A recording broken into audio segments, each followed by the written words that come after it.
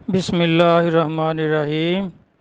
آج کا سوال ہے کہ منتیں ماننا اور پوری ہونے پر نظر نیاز پیش کرنا کیا یہ جائز ہے؟ میرا بھائی، یہ سارے سوالات جو ہیں نا، یہ مولوی اسماعیل دیوبندی جو ہے بالا کوٹی، اس کی کتاب ہے تقویۃ الایمان۔ یہ سب اس کے سوال ہیں، جو بھی میرا بھائی اس سے بھیجتا ہے یہ اس کے سوال ہیں، تو اس کے جواب میں نے کتاب لکھی ہے صحیح تقویۃ الایمان۔ وہ سارے اس کے سوال لکھ کر اس کے جواب پہلے قرآن پاک سے، پھر احادیث مبارکہ سے، پھر بزرگان دین کی کتب سے سب کے جواب میں نے لکھے ہیں۔ تو اگر آپ اپنا ایڈریس بھیجیں تو وہ کتاب آپ کو نظر کر دیں گے، تو اس میں سے سارے سوال جو ہیں وہ پڑھ لینا، سب کے مفصل جواب دیے ہوئے ہیں۔ تو اس کا جواب میں عرض کرتا ہوں کہ نظر اور منت جو ہے یہ دو طرح کی ہے، منت عبادت اور منت تعظیم۔ منت عبادت کیا ہوتی ہے کہ کسی مصیبت کے وقت لوگ نوافل کی یا روزوں کی منت مانتے ہیں کہ ہمارا یہ کام ہو جائے تو میں اتنے نفل پڑھوں گا، یا 10 20 یا 100 50 وغیرہ، یا پھر روزوں کی منت مان لیتے ہیں کہ یہ مصیبت ٹل جائے تو میں 2 4 یا 10 روزے رکھوں گا۔ اس طرح پھر اپنی حاجت پوری ہونے پر نفل یا روزے جو بھی منت مانی ہوتی ہے اسے ادا کرتے ہیں۔ تو یہ نظر اور منت صرف اللہ تعالیٰ کے لیے خاص ہے، یہ کسی نبی یا ولی کے لیے نہیں ہو سکتی، کیونکہ عبادت کا حق صرف اور صرف اللہ تعالیٰ کے لیے ہے، یہ اور کسی کی نہیں ہو سکتی، اور نہ ہی مسلمان کسی غیر اللہ کی عبادت کرتے ہیں۔ کوئی فرقہ بھی اللہ کی عبادت کے سوا کسی کی عبادت کو جائز نہیں سمجھتا، کیونکہ پیر اور پیغمبر بھی اللہ کی عبادت کرتے ہیں، صحابہ کرام اور مریدین بھی اللہ کی عبادت کرتے ہیں۔ صرف کافر اور مشرک ہی بتوں کی پوجا کرتے ہیں، اور منافق جو ہیں وہ نفس اور شیطان کی پوجا کرتے ہیں۔ یہ تو ہے منت عبادت، یہ صرف اللہ کے لیے ہوتا ہے کہ نفل منت کے معنی یا روزے یا کوئی بھی ایسی چیز منت مانے تو یہ صرف اللہ کے لیے ہے، یہ کسی اور کے لیے نہیں ہو سکتی۔ تو دوسری ہوتی ہے منت یا نظر تعظیم، یہ ہدیہ، نظر نیاز یا خدمت یا تحفہ تحائف کے معنوں میں آتی ہے۔ نظر تعظیم یہ پہلے انبیاء بنی اسرائیل پر جائز نہیں تھی، صرف حضور صلی اللہ علیہ وآلہ وسلم اور آپ کی امت کے ولیوں پر اللہ نے جائز فرمائی۔ بخاری شریف کی حدیث ہے کہ نبی پاک صلی اللہ علیہ وسلم نے فرمایا، مجھے پہلے نبیوں پر اور میری امت کو پہلی امتوں پر فضیلت عطا فرمائی ہے کہ پہلے نبیوں پر نیاز لینا جائز نہ تھا، وہ تمام عمر کسب کرتے تھے اور اپنی کمائی سے گزر بسر کرتے تھے، اور میرے لیے اللہ تبارک تعالیٰ نے نیاز لینا جائز فرما دیا۔ میری امت کے لیے ساری زمین مسجد کر دی کہ جہاں نماز کا وقت ہو جائے وہیں نماز پڑھ لیں۔ نماز فرض ہے، مسجد میں آنا فرض نہیں، جبکہ پہلی امتوں پر فرض تھا کہ گرجا گھر میں ہی آ کر عبادت کریں۔ یہ لمبی حدیث ہے، اس کا مطلب بیان کیا کہ حضور صلی اللہ علیہ وسلم اور آپ کی امت کے ولیوں اور استادوں کے لیے نیاز جائز ہے، اور اس کا بکثرت رواج بھی ہے۔ یہ تعظیمی نظر نیاز حقیقت میں ہدیہ ہے، ہدیہ لینے والا اگر زندہ ہے تو اس نیاز کو اس کے پاس پہنچاتے ہیں، اگر وہ فوت ہو چکا ہے تو اس کا ثواب اس کی روح پاک کو نیاز کرتے ہیں۔ فقہا کا فتویٰ اس کے بارے میں کیا ہے؟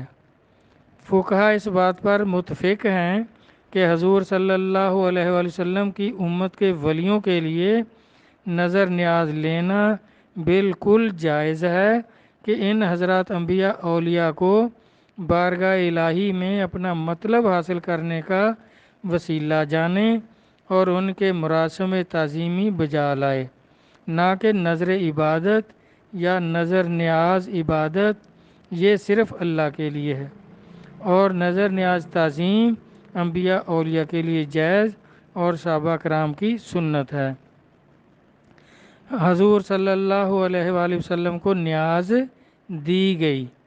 ایک عورت جس کے ساتھ ایک لڑکا تھا رسول خدا صلی اللہ علیہ وسلم کی خدمت میں حاضر ہوئی اور عرض کی کہ یا رسول اللہ صلی اللہ علیہ وآلہ وسلم، اس لڑکے کو ہر روز 3 بار ایک دیو پکڑ لیتا ہے۔ حضور صلی اللہ علیہ وآلہ وسلم اس لڑکے کا کام کرنے کے لیے کھڑے ہو گئے اور 3 بار فرمایا اے اللہ کے دشمن دور ہو جا۔ پھر لڑکا عورت کو دے دیا۔ جب ہم اس کے گاؤں میں پہنچے تو وہ عورت لڑکے کو لیے ہوئے حضور کی خدمت میں حاضر ہوئی اور 2 بھیڑیں نظر پیش کی اور عرض کیا میرا ہدیہ قبول فرمائیں۔ اس دن کے بعد میرے بیٹے کو دیو نے نہیں پکڑا۔ عورت غریب تھی۔ آپ صلی اللہ علیہ وسلم نے ایک بھیڑ واپس کر دی اور فرمایا اس کی طرف سے ایک ہی کا ہدیہ اور نظر کافی ہے۔ شرح صدور میں یہ واقعہ درج ہے۔ یہ حدیث پاک ولی اللہ کی خدمت نظر دستار یعنی دستار پیش کرنا کسی اللہ کے ولی کو۔ ایک شخص حضرت شیخ ابو سعود کے پاس آیا اور آپ کے سر پر 200 دینار کی دستار دیکھی اور اپنے جی میں کہا کہ یہ کیا فضول خرچی ہے کہ ایک درویش 200 دینار کی دستار اپنے سر پر پہنے۔ 200 دینار سے تو کتنے درویشوں کے کپڑے بن سکتے ہیں۔ حضرت شیخ ابو سعود نے نور باطن سے اس کے جی کا خطرہ اور وسوسہ معلوم کر لیا اور فرمایا کہ ہم نے یہ دستار اپنی مرضی سے نہیں باندھی، اگر تم چاہتے ہو تو لے جاؤ اور بیچ ڈالو اور درویشوں کے لیے دسترخوان لے آؤ۔ اس شخص نے یہ پکڑی بیچ ڈالی اور درویشوں کے لیے ایک پرتکلف دسترخوان آراستہ کیا۔ دوسرے وقت کی نماز پڑھنے خانقاہ شریف میں آیا تو کیا دیکھتا ہے کہ وہی دستار شیخ کے سر پر موجود ہے۔ بہت حیران ہوا۔ شیخ نے فرمایا کیا حیرانی ہے؟ اس کی حقیقت خواجہ صاحب سے پوچھ لو۔ خواجہ صاحب نے فرمایا پچھلے سال میں کشتی میں سفر کر رہا تھا کہ مخالف ہوا چل پڑی، کشتی ڈاواں ڈول ہونے لگی، جان کے لالے پڑ گئے۔ میں نے نظر مانی کہ اگر سلامتی کے ساتھ پار ہو جاؤں تو ایک اچھی دستار حضرت شیخ ابو سعود کے لیے نظر نیاز پیش کروں گا۔ اب بغداد شریف میں 6 ماہ ہو گئے دستار ڈھونڈتے ہوئے، لیکن جیسی دستار کو جی چاہتا تھا ویسی ہاتھ نہ لگی۔ آج ایک دکان پر یہ دستار دیکھی تو سمجھا کہ یہ شیخ کے لائق ہے، خرید کر لے آیا اور طوفان دریا میں جو نیت کی تھی، جو منت مانی تھی، اس کو پورا کیا۔ نفحات الانس میں یہ واقعہ موجود ہے۔ نظر نیاز سے روکنے کی وجہ آخر ان لوگوں کو کیا تکلیف ہے؟ جو لوگ نظر نیاز کو ناجائز کہتے ہیں ان کا عقیدہ یہ ہے کہ نبی اور ولی بتوں کی مانند ہیں، یہ غیر اللہ ہیں۔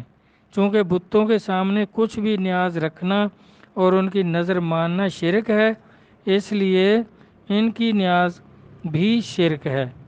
نبیوں کے معجزوں اور ولیوں کی کرامتوں پر اعتقاد رکھنے والے ان کے نزدیک مشرک ہیں، حالانکہ بتوں کو نبیوں اور ولیوں سے کوئی نسبت نہیں، کیونکہ نبی اور ولی اللہ کے مقبول بارگاہ ہیں۔ اللہ نے ان کو مراتب اختیارات اور تصرفات عطا فرمائے ہیں، تو ان لوگوں کا نظر نیاز قبول کرنا اور لوگوں کا نظر نیاز پیش کرنا سنت نبوی ہے، شرک نہیں۔ اور مشکاہ شریف میں یہ حدیث پاک درج ہے کہ حضرت ابو ذر غفاری رضی اللہ تعالی عنہ اپنے قبیلہ غفار کے سردار تھے۔ مسلمان ہو کر اصحاب صفہ میں شامل ہو گئے تھے۔ اصحاب صفہ کا نان نفقہ پورا خرچ جو تھا حضور اکرم صلی اللہ علیہ وسلم کے ذمے تھا۔ اس ٹائم صحابہ کا غربت کا زمانہ تھا۔ حضرت ابو ذر غفاری رضی اللہ عنہ ایک دفعہ اپنی قوم میں گئے تو واپسی پر کافی رقم اپنے ساتھ لائے، اپنی قوم سے اکٹھی کر کے، اور حضور کی خدمت میں عرض کی کہ یہ اپنی قوم سے صدقہ کی رقم لایا ہوں، قبول فرمائیں۔ آپ نے فرمایا صدقہ سردار پر صدقہ حرام ہے، سید پر صدقہ حرام ہے، میں یہ رقم نہیں لوں گا، یہ رقم غربا میں تقسیم کر دیں۔ دوسری دفعہ ابو ذر غفاری پھر اپنی قوم میں گئے اور واپسی پر پہلے سے بھی زیادہ رقم لائے اور سرکار صلی اللہ علیہ وآلہ وسلم کی خدمت میں پیش کر کے عرض کی کہ حضور یہ آپ کی نیاز ہے، قبول فرمائیں۔ فرمایا ٹھیک ہے، اللہ تعالیٰ نے نیاز ہمارے لیے جائز فرما دی ہے، جبکہ پہلے نبیوں پر جائز نہ تھی اور آپ نے نیاز قبول فرمائی۔ تو اس سے دیکھیں یہ سرکار کا نیاز لینا اور اب امت کے ولیوں کا نیاز لینا یہ سنت ہے، نبی علیہ الصلوۃ والسلام کی سنت ہے، جائز ہے، اور یہ کسی طرح بھی شرک و بدعت نہیں ہے۔ تو اللہ تبارک تعالیٰ سمجھنے کی توفیق عطا فرمائے، کیونکہ دیکھیں نبیوں اور ولیوں کو یہ بتوں سے مثال دینا یہ تو کفار اور مشرکین کا طریقہ ہے، کیونکہ اللہ تبارک تعالیٰ نے اور اللہ کے رسول نے دیکھیں ولیوں کو نبیوں سے مثالیں دی ہیں۔ جس طرح صدیق اکبر رضی اللہ عنہ کو آپ نے فرمایا کہ آپ مثل ابراہیم علیہ السلام ہیں، اور عمر رضی اللہ عنہ کو فرمایا کہ آپ مثل موسیٰ علیہ السلام ہیں۔ تو اس طرح یہ اب بتوں سے مثال دیتے ہیں۔ تو سرکار نے بھی فرمایا کہ میری امت کے ولی مثل انبیاء بنی اسرائیل ہیں، یہ بنی اسرائیل کے نبیوں کی مثل ہیں۔ تو اب ان کو یہ جو فرقے ہیں، جو بدعقیدہ فرقے ہیں، یہ بتوں سے تشبیہ دیتے ہیں، جبکہ سرکار نبیوں سے ان کی مثالیں دے رہے ہیں۔ اور دیکھیں یہ نبی صفت لوگ ہوتے ہیں، ان کو قوت تصرف نصیب ہوتی ہے، جبکہ عام آدمیوں کو نہیں ہوتی، اور بتوں میں تو کوئی صفت ہوتی ہی نہیں ہے، کیا وہ کوئی تصرف کرتے ہیں؟ بتوں سے کیا کرامت ظاہر ہوتی ہے؟ بت تو بت ہے، بس آپ بنایا ہوا ہے، لیکن ان کو اللہ نے فضیلت بخشی ہے۔ اور حدیث قدسی ہے، اللہ تبارک تعالیٰ فرماتے ہیں کہ جو بندہ نفلی عبادت سے میرے قریب ہو جاتا ہے اس کے ہاتھ پاؤں زبان میں ہو جاتا ہوں، پھر میں ہی پکڑتا ہوں، میں ہی چلتا ہوں، میں ہی اس کی زبان پر کلام کرتا ہوں۔ یہ بخاری شریف میں بھی موجود ہے حدیث قدسی۔ اب اصل میں بات یہ ہے کہ جن فرقوں کو سرکار نے فرمایا ہے کہ یہ دوزخی فرقے ہیں، ابن ماجہ 3993 نمبر حدیث جو وضاحت کے ساتھ موجود ہے کہ نبی صلی اللہ علیہ وسلم نے فرمایا بنی اسرائیل کے نصارہ کے 71 فرقے ہوئے، سارے دوزخی تھے، اور میری امت کے 72 فرقے ہوں گے، سارے دوزخی ہوں گے، اور ایک جماعت اور اس کے ساتھ لگنے والے لوگ جو ہیں وہ جنتی ہوں گے۔ تو اب یہ فرقے جو ہیں دوزخی فرقے، یہ سارے یہ اس طرح کے ان کے عقائد ہیں، یہ اولیاء کرام کے ساتھ حسد اور بغض کی وجہ سے اس طرح شرک اور بدعت کہتے رہتے ہیں، حالانکہ نبی صلی اللہ علیہ وسلم نے فرمایا کہ میری امت شرک نہیں کرے گی۔ آپ گارنٹی دے رہے ہیں کہ میری امت شرک نہیں کرے گی، میری امت کی آزمائش جو ہے وہ روپیہ پیسہ ہے، دولت ہے، اس میں پھنس کر گمراہ ہوں گے۔ آپ دیکھ لیں، آپ موجود الوقت اپنے ارد گرد دیکھ لیں کہ اس میں ہی مسلمان جو ہیں پھنس کر گمراہ ہوتے ہیں۔ کوئی بینک میں رقم رکھ دیتا ہے تو سود لینا شروع ہو جاتا ہے، کوئی جوا کھیلتا ہے، یہ لکی کمیٹیاں سب جوا ہے، اس طرح جوئے اور سود میں پھنس کر اس میں ہی گمراہ ہوتے ہیں۔ کوئی کسی کا حق مار لیتا ہے، کسی کی رقم دبا لیتا ہے، بے ایمانی کرتا ہے۔ تو نبی پاک صلی اللہ علیہ وسلم گارنٹی دے رہے ہیں کہ میری امت شرک نہیں کرے گی۔ اور ان کو فرقوں کے جو مولوی ہیں اب یہ کہیں گے کہ آپ ان کو کہہ رہے ہیں دوست کی، میں نہیں کہہ رہا، ابن ماجہ 3993 نمبر حدیث، اور یہ پورا باب ہے فرقوں کا، اس میں کتنی حدیثیں ہیں جو فرقوں کے بارے میں ہیں۔ تو فرقے یہی ہیں، کوئی دیوبندی کہلاتا ہے، کوئی بریلوی ہے، کوئی اہل حدیث ہے، کوئی وہابی ہے، کوئی شیعہ ہے، کوئی مرزئی ہے، یہ سب فرقے ہیں، مسلمانوں کے فرقے ہیں، یہ سب دوزخی ہیں، اللہ کے نبی پاک صلی اللہ علیہ وسلم کا فرمان پاک ہے، میں نہیں کہہ رہا۔ تو اس طرح ایک دوسری حدیث بھی ہے، وہ ابو داؤد فتنوں کا باب، اس میں نبی صلی اللہ علیہ وسلم فرما رہے ہیں کہ میں تمہیں علماء کی گمراہی سے ڈراتا ہوں کہ جب بھی شیطان کوئی گمراہی کی بات کہنی چاہتا ہے تو علماء کی زبان سے کہلواتا ہے۔ تو آپ دیکھیں یہ ان باتوں کو سمجھتے نہیں، اولیاء کرام کا راستہ ہی اختیار نہیں کرتے، اس لیے ان کو ولایت نصیب نہیں ہوتی اور ولایت کی سمجھ بھی نہیں آتی، کیونکہ ان فرقوں میں کبھی کوئی ولی پیدا نہ ہوا ہے نہ ہو سکتا ہے، کیونکہ ان کے عقائد صحیح نہیں ہیں۔ تو اس لیے ان کو ولایت کی سمجھ نہیں آتی، نبوت کی سمجھ نہیں آتی، اور سب کچھ قرآن و حدیث میں موجود ہے تو پھر بھی یہ اس کو نہیں سمجھتے، نہیں مانتے، الٹا اعتراض کرتے ہیں، شرک شرک کرتے رہتے ہیں۔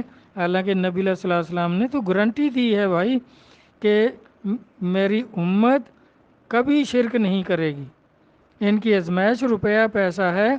اب کوئی رشوت لے رہا ہے اس میں گمراہ ہوتا ہے، تو آپ نے فرمایا کوئی سود کھانے لگ جاتا ہے، کوئی جوا کھیلتا ہے